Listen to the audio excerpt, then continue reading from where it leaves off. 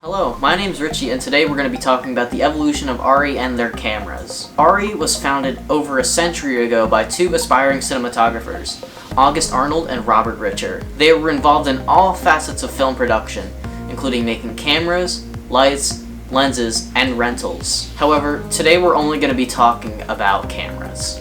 On September 12, 1917, August Arnold and Robert Richer founded ARRI. Their instincts told them to get involved in all facets of cinema. This hobby that they've created will soon become a successful European business. ARRI's big breakthrough in camera design weighed about 13 pounds and it had a spinning mirror for reflex viewing. It was introduced in 1936, but then it was later released as a production-ready camera in 1937. The ARRI Reflex 35 had an amazing feature.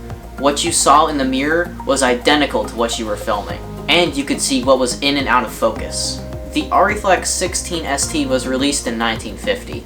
The 16 ST was followed by the 16M, then the 16BL arrived in 1965 for 16mm sync sound documentary and industrial film production. This was ARRI's first silent film camera. Next came Easy Rider in 1969, shot on the ARRI Reflex 35 IIC. The film style triggered the new Hollywood era of filmmaking in the early 1970s. Then, ARRI released the ARRI Reflex 35BL in 1972, the company's first 35mm production camera. The 35BL rested comfortably on the operator's shoulder, weighing about 33 pounds. However, the big breakthrough was the 35BL3 in the 1980s.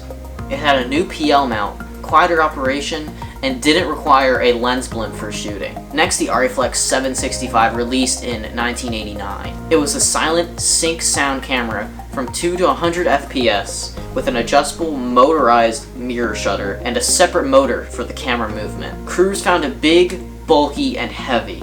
ARRI quickly went back to the design table and released the lighter, smaller, more practical 535B in 1993.